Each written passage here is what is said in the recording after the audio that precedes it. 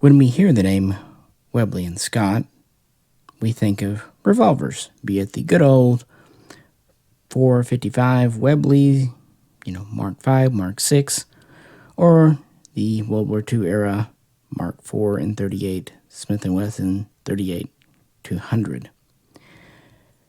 But they made a line of automatic pistols. Well, they tried at any rate.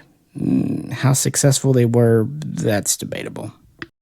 Hi, Misha here, and as I mentioned, I picked up a collection of little pocket pistols, vest pocket guns, and in that collection, these are the ones that intrigue me the most, or at least at the top of the list.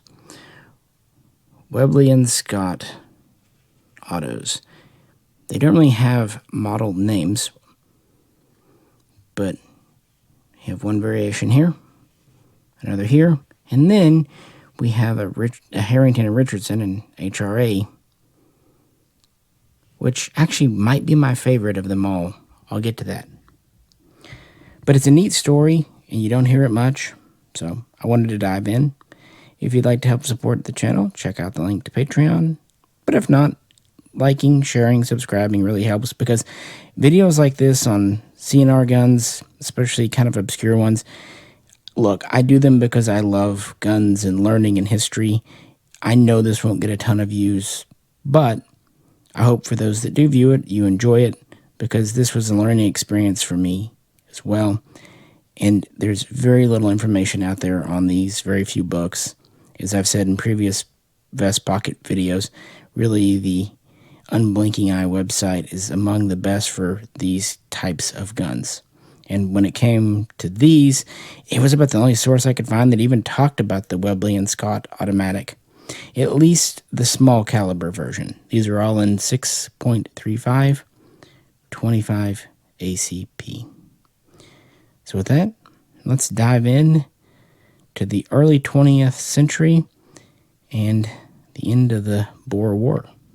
Now, Webley made a good chunk of change because of the Boer War, selling updated versions of their revolvers. Now, this is a Mark V made in 1913 through 1915, but it looks very similar to the so-called Boer War model, 455 Webley, Ely as it's sometimes known.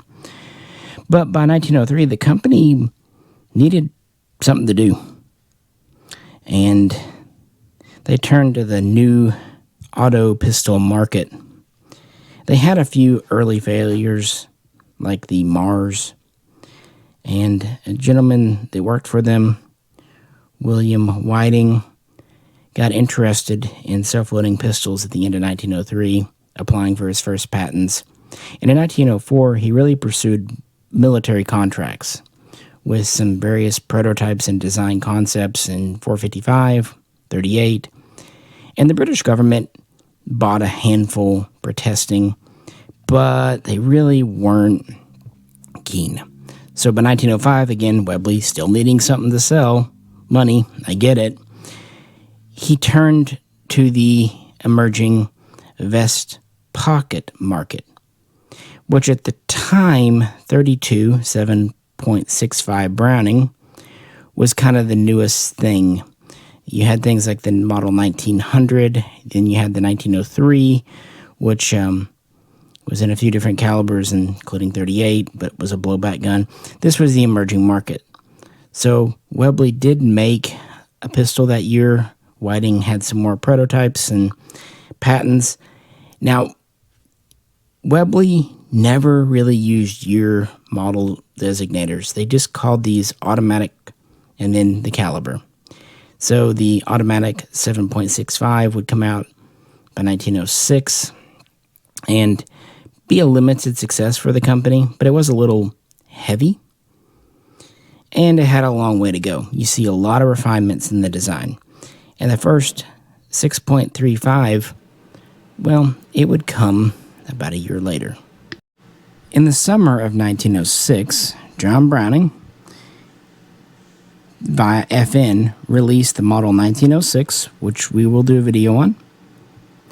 And this is the time that the 6.35 cartridge became available. Now, he'd worked on the cartridge since around 1903 himself, but this is when it became commercially available.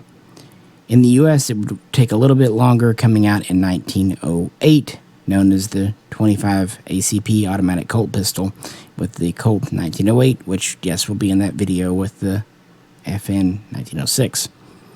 We'll get there. But this gun isn't really related to them. It's its own little design.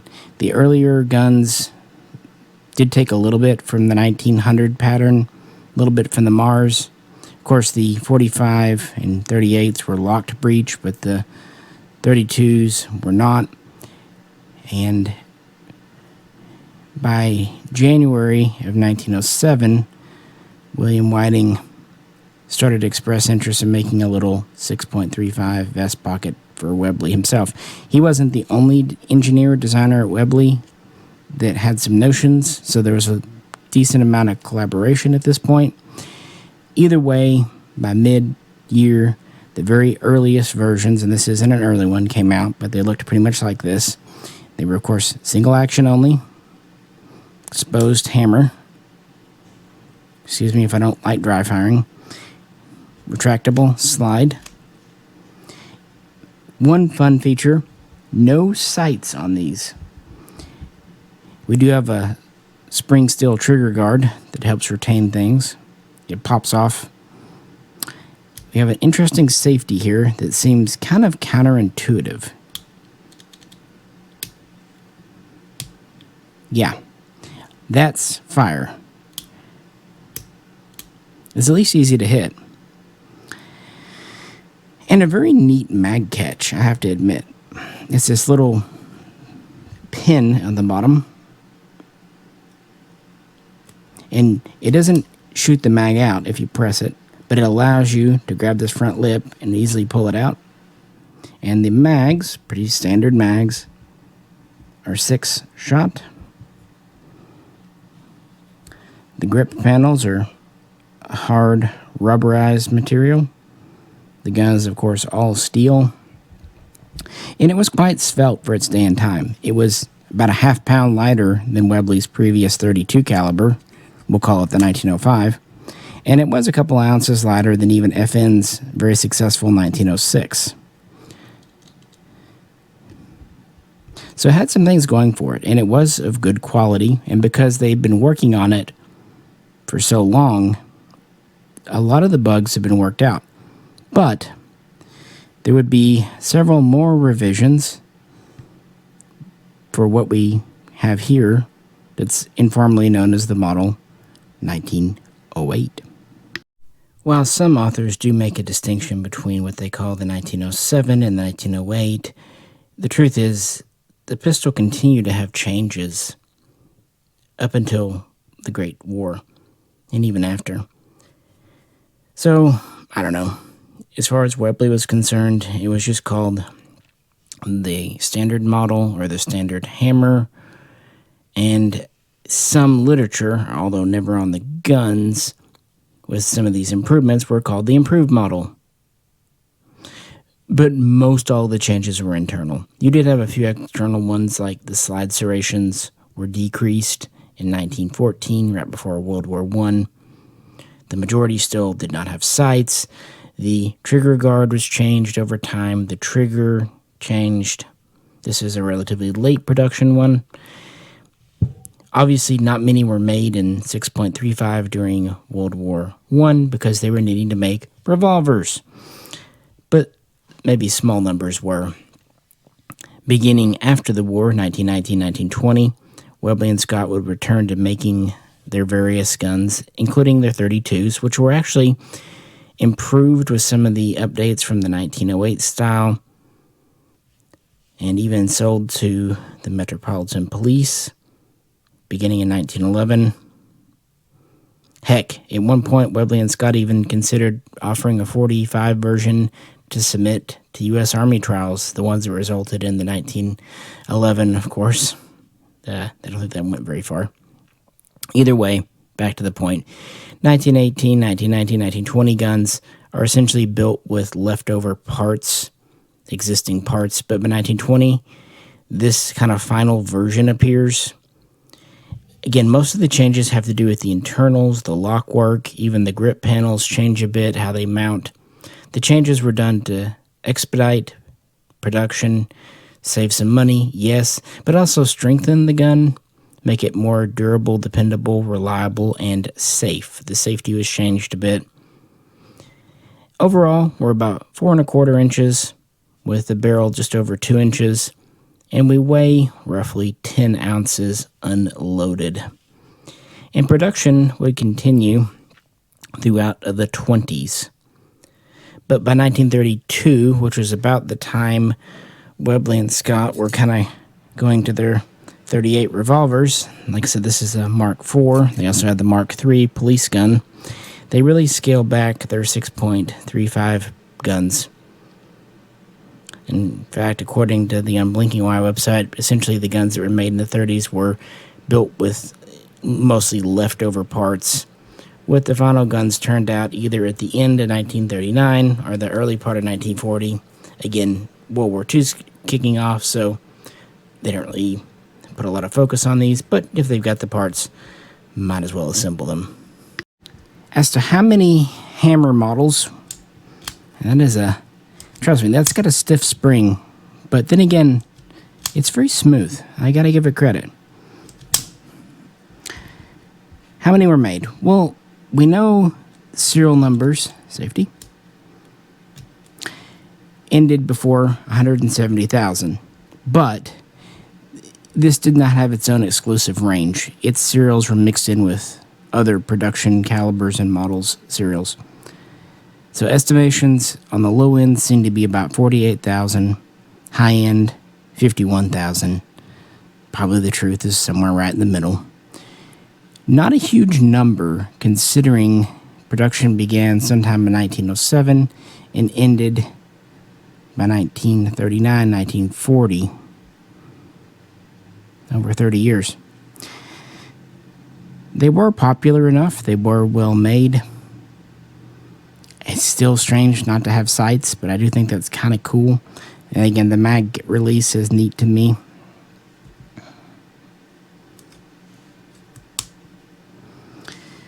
But even though this was kind of part of the 25 ACP pocket pistol craze, kind of like 100 years later, we'd see the CCW carry pistol craze. It was dying out by the 1930s, and newer things were coming along. So it makes sense.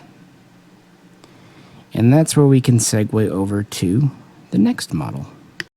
After the exposed hammer model, Whiting had actually had several other patents and things, and we come to this variation here. It's still just the Webley and Scott automatic, but it's often called the Hammerless, even though it actually is a concealed hammer, not a striker. And it was supposed to kind of take the market by storm, addressing some of the shortcomings of the original, being competitive with newer designs, but in reality, it seems like the original was more popular. Hard to say, though. But this variation has a lot of differences. In fact, the magazines don't even interchange, even though the mag catch is the same. Not sure why they did that. Seems a strange choice. See?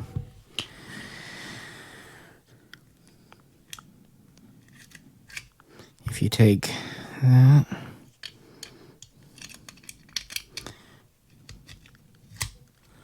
see, it won't latch. Sticks out. And ditto here.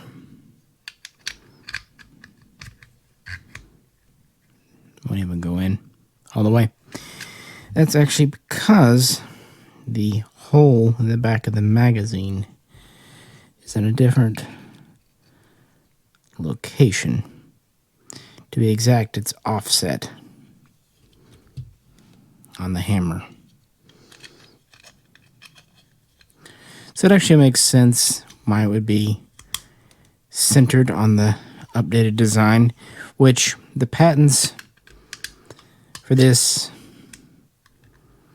at least the ones applied to it, begin around 1909, run through 1911, and informally it's kind of known as the Model 1912.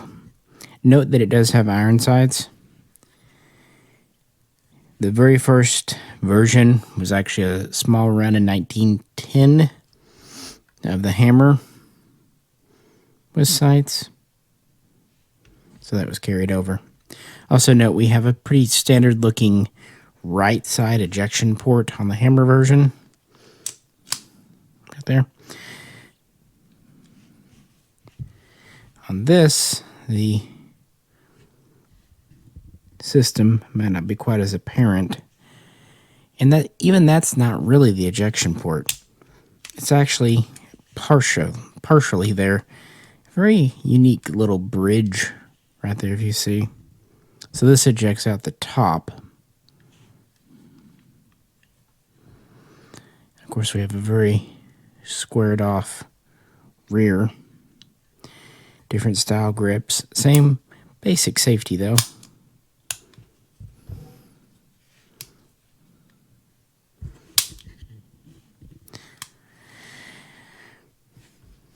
And the same kind of spring steel trigger guard. Relatively large opening for a finger though. Same basic size of the barrel, over 2 inches. Overall length, little over 4 1/4. Still weighing in at 10, 11 ounces unloaded. These don't really seem to have been as successful as they'd hoped. Now, of course, this one's in 6.35. Some of the updates and changes would be carried over to other models. You can tell Webley and Scott was really trying to get a success. They tried some 45s, some 9mm even. But the truth is, it just never really took off. Not that they were bad little guns. They just weren't great. And again, it's a little mouse gun. A few police departments had versions, some custom for them, some just more or less standard. We see some with kind of lanyard rings. One version was made drop safe because the original version here was not. They are a really neat gun though. So yeah, these are the two main versions in 25 ACP, at least from England. But going back as far as 1905, Whiting made friends with some Americans, one named Harrington.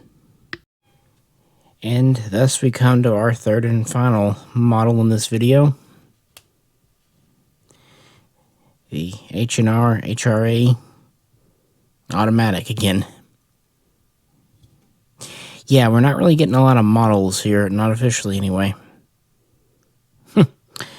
Oh well. This is actually a licensed design from Whiting. He would take a few years to work with one of the owners of Harrington and Richardson, coming over a few times, showing his newer designs and concepts. And this model here would be based on some updates he had from around the same period, but some elements in this gun are even later than in the Hammerless we just looked at. And they'd be in production roughly the same time, and they would make the 25 ACP version essentially up until World War I. So 1916, 1917. And this was really meant to be competition for Colt's Model 1908. at a more economical price, and it was. It was about 2/3 the price of a Colt. That was kind of HRA's bag. Cheap, but good. Same type of mag release. 6-shot mag. This is a concealed hammer design again, like the others. I actually think this one has the neatest looking ejection port. It's a very sleek and rounded upper. See how it kind of has a very concealed ejection port. I think that's neat mechanically. In fact, the way this gun fits together is kind of like a C96 broom handle in the sense that it's kind of a jigsaw puzzle where it uses tension to hold the parts together.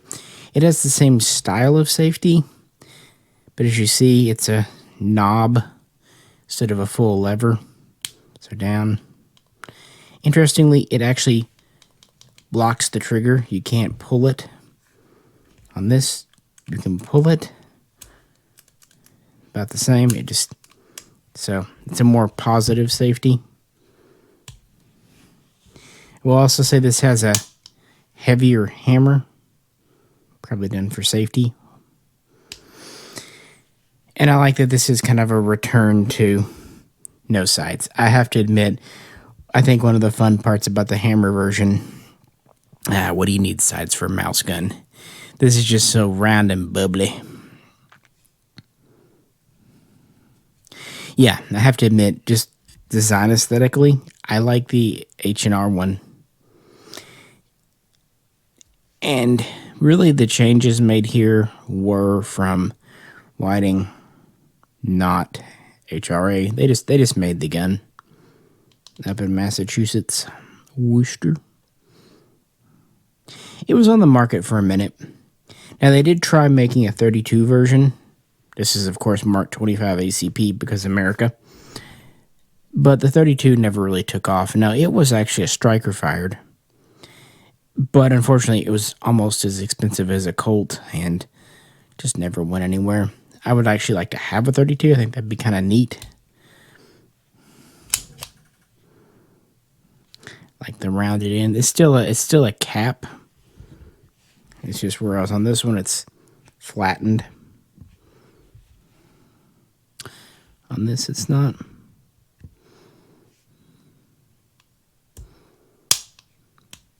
Can't say it's actually a good trigger. And of course here we have the hammer.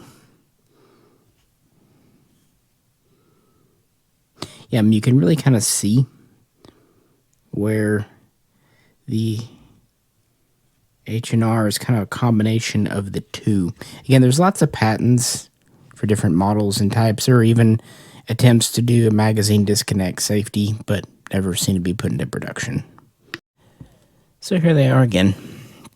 I just thought it was worth showing because, yeah, it does make a little family. Which one's your favorite? I wonder if the mags interchange. Let's find out real quick on the later styles. The so-called Hammerless.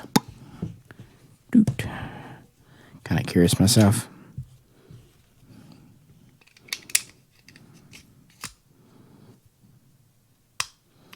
Seems to.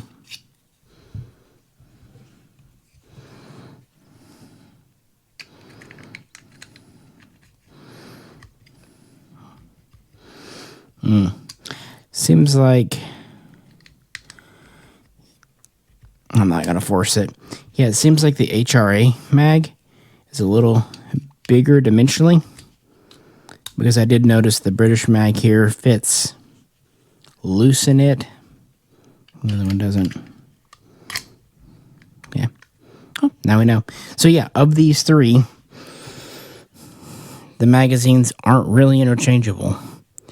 And I think that was one of the problems. Even amongst the hammer guns, if you look at the early version, we'll call it the 1907 versus the late 1908s, then you get to the 1912s, if you want to call them that.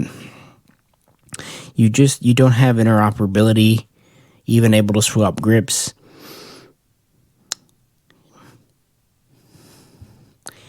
And the spring steel trigger guard, even when taking pictures of this one, if you grab it wrong and just pull it, I can understand how this trigger guard could be a lost part. It's just a little too delicate. But these were early concealed carry guns, and you know, you could do a lot worse. And they're a neat little piece of history.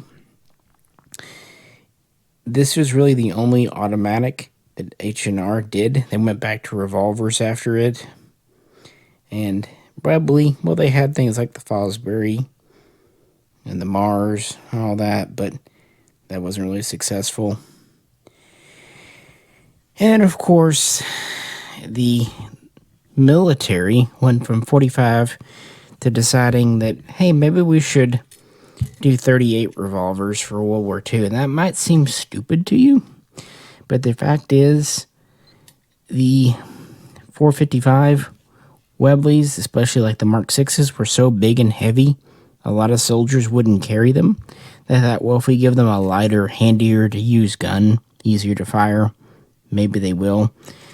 And Webley and Scott saw that, and they actually did try offering either a 32 or a 9mm long, so like a 1903 for the British. They even had some trials. So when you read the history, there are multiple times they submit guns for military trials. They really tried to get some variation of the Whiting design adopted, but outside of a few police purchases, and I think the Navy had some, but other than that, it just didn't quite take off.